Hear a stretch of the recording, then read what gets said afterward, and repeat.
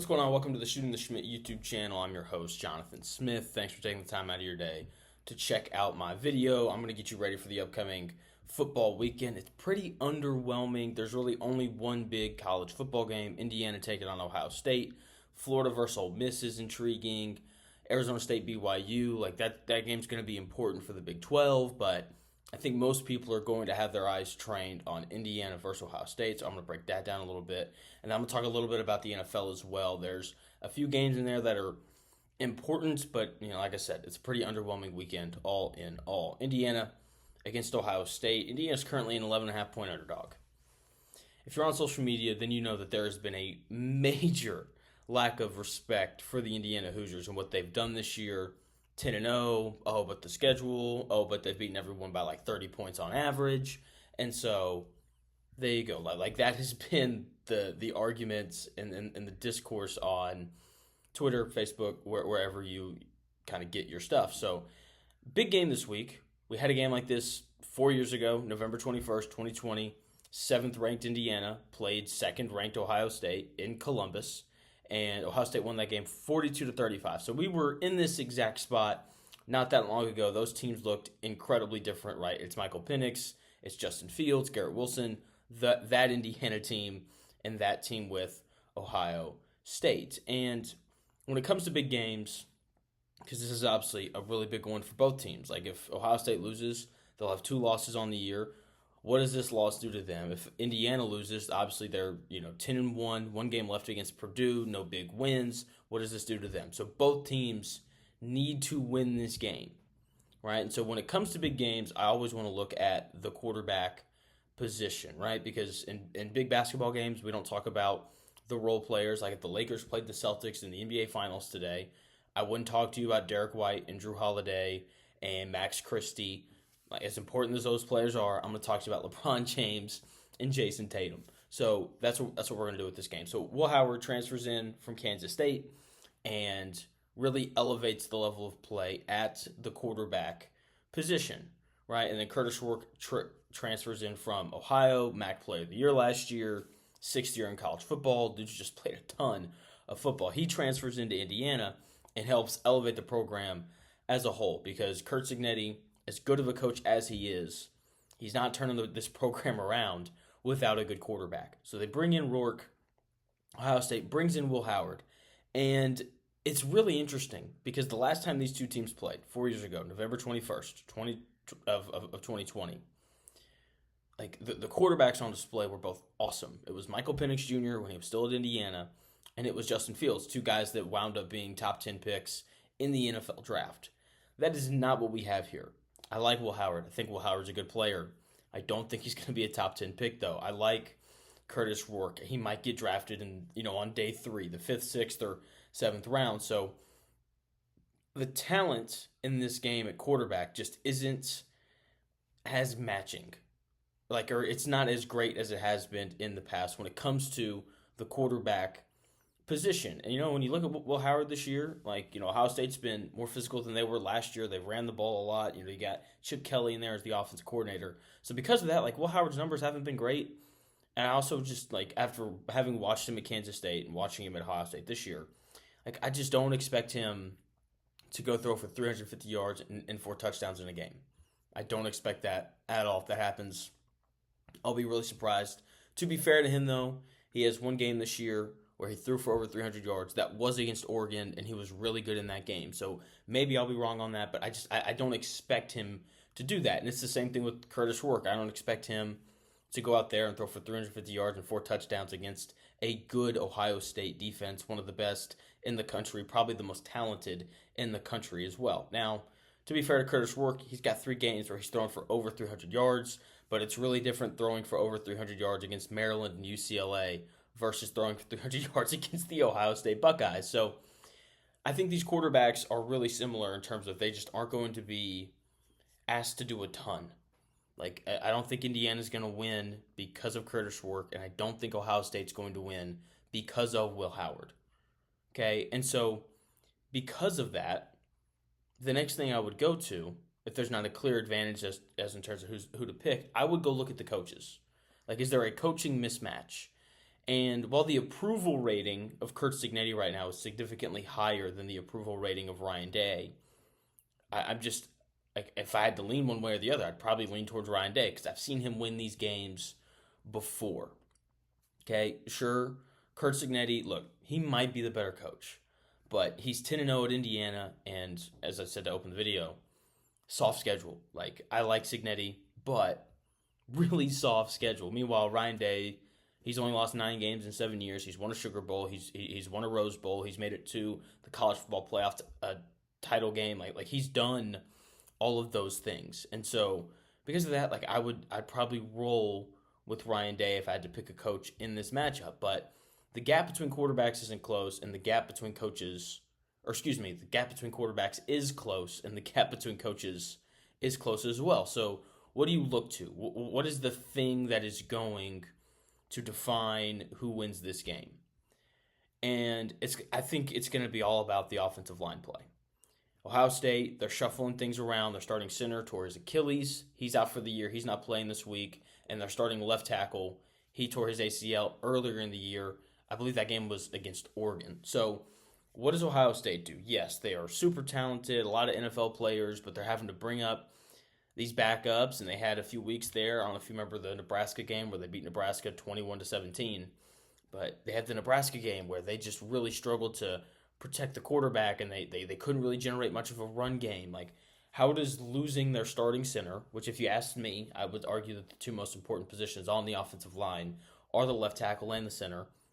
Those are the two positions that Ohio State is banged up at. So can they keep this really effective, really impactful front four of Indiana off of Will Howard, and can they figure out a way to generate a run game? That is the question for them. What does this offensive line look like? Because, look, most people don't know much about Indiana, but here's something that you need to know. Indiana leads the Big Ten in sacks this year with 31, and they have a player they also had the leading sack getter in the Big Ten.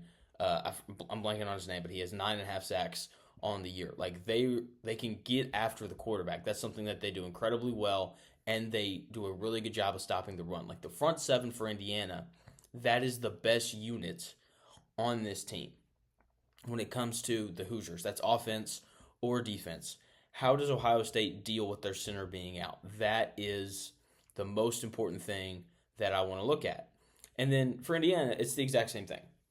How does that offensive line that's older, right? Because like when you look at the Indiana roster, it's a lot of group of 5 guys at the skill positions. But that offensive line, it's 4 returners from Indiana and a Power 5 transfer, okay? So how do they deal with Ohio State? Because this is going to be the most talented defense they have to block all year. This is the best defensive line that they've faced all year.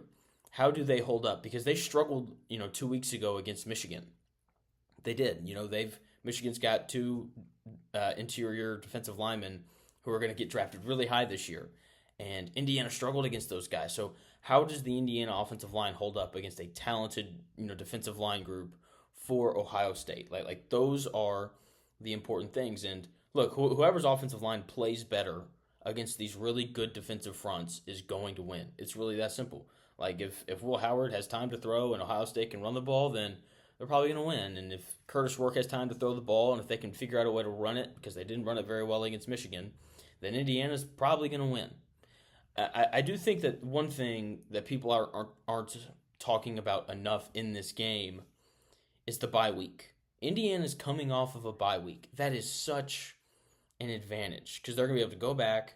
They're going to be able to self-scout. Okay, why did we fall down 10-0 to Michigan State? Why did we struggle in the second half against Michigan? Because they were up 17-3 going into halftime against Michigan. So that's like important. And then obviously second half they come out and they really struggle. They're able to take a week to figure out why. Like why were we bad in those spots? And because they have the bye week, they have time to go and fix those things, right? They have time to implement new plays, new wrinkles in their offense and defense to kind of throw off Ohio State, to give them something that they haven't seen on film. So I think that's going to play a really big role. The other thing that's going to play a role is Curt Cignetti, the head coach at Indiana. That dude just expects to win everything, and that is a infectious feeling. Like, if he expects to win, then you know that every player on that Indiana roster also fully expects to win. And that's a powerful thing, because especially at a place like Indiana, where they don't win these games. They don't play in these big games. It's been 4 years since they've played in a game of this magnitude. And so we're going to get to see them on the field and just kind of how they embrace the moment, how they handle going on the road. I think they're going to handle it well. I don't think they're going to be intimidated. They may be a little jumpy when they first get out there. That's normal. But from there, I think they're going to be fine. I think that they're going to handle everything well.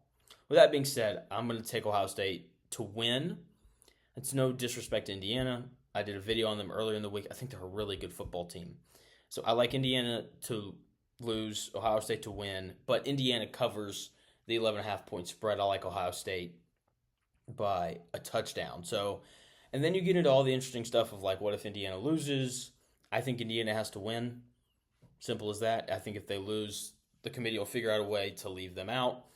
Kind of like what they did to Florida State last year was a little different with their starting quarterback getting hurt. But I do think that, look, the Georgia resume and the Alabama resume and the Tennessee resume and the Ole Miss resume are all going to be more impressive than Indiana's if they lose, because Indiana won't have a single signature win to fall back on, and that matters.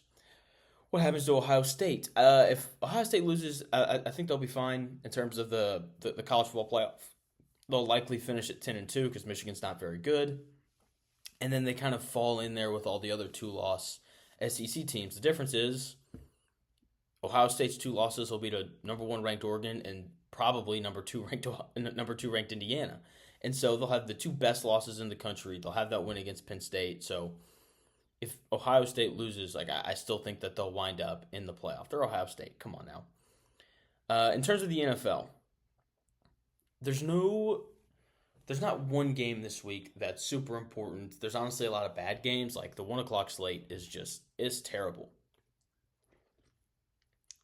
Like, the headliner of the 1 o'clock slate is like Lions Colts.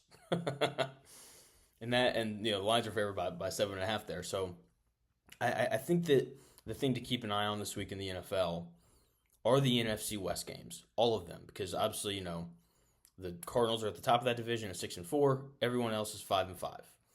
And the 49ers, they're playing the Packers. So I have a radio show, and on my radio show, I said before the year started that the 49ers would miss the playoffs. And as of right now, it looks like that's what's going to happen.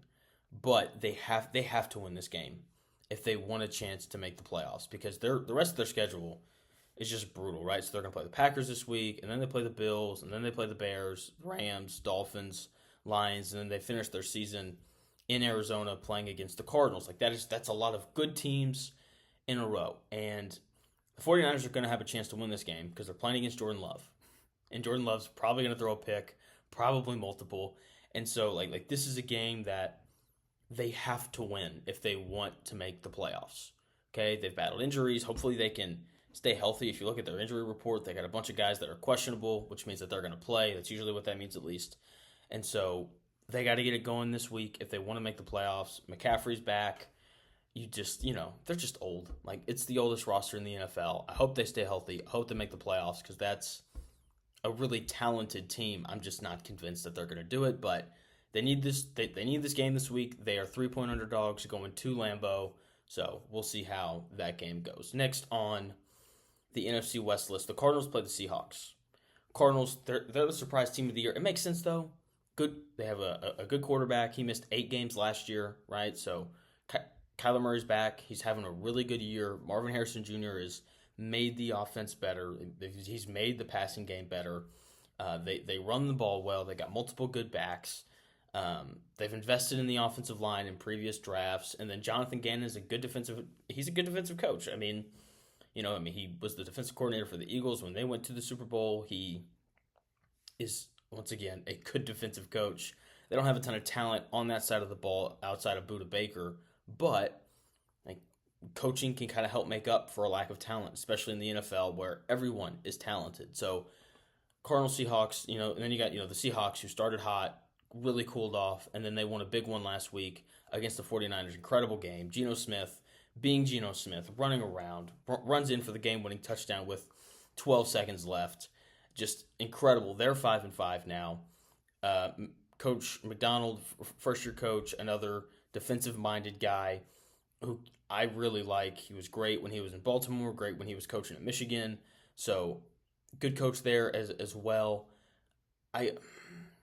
This game's interesting because whoever wins is probably going to be at the top of the division going forward, or at least at the end of this week. So I'm excited for this game. I think Kyler Murray and Geno Smith are both criminally underrated, and we're going to see them match up against these two young, up and coming defensive head coaches for a chance to sit atop the NFC West. Who thought that we'd be in week 12? Yeah, in week 12 talking about the Cardinals and Seahawks playing a game for the spot at the top of the division. I think everyone kind of had the 49ers circled this year to run this division, and that obviously hasn't happened. They've battled a lot of injuries, and so Seahawks, Cardinals, that game's going to be awesome. And then the Eagles play at the Rams. That is Sunday Night Football. Rams obviously got off to a slow start, but they've won 4 of their last 5. They're 500. They've got a real chance to win this division, but they're scheduled to end the season not quite as tough as the 49ers, but there's still some tough games in there, like the Bills.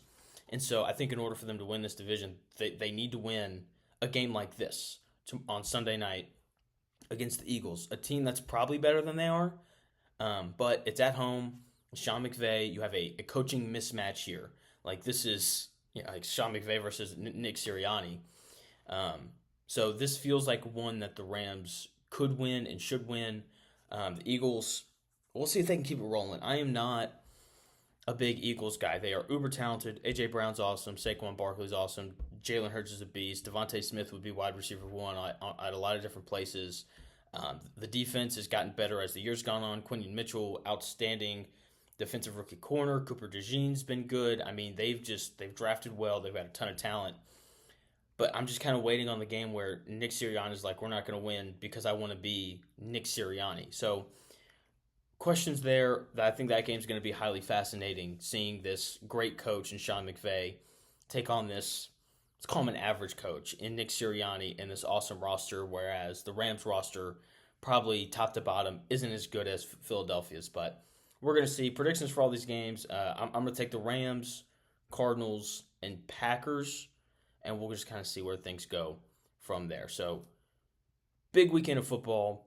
Go out, buy food, sit on the couch, sit in your divot, and watch all the games. And just have a blast. Have a good weekend. I'll be back again on Monday with another video, probably recapping all the big stuff from the weekend. And I'll probably talk Chargers, Ravens on Monday as well. So make sure you like the video, subscribe, tell your friends. Be like, hey, guys, there's this guy. He's got a YouTube channel. It's called Shooting the Schmidt, and you should go and check it out. It'd be much appreciated. Thanks for taking the time out of your day to watch my video. And I hope you have a nice weekend.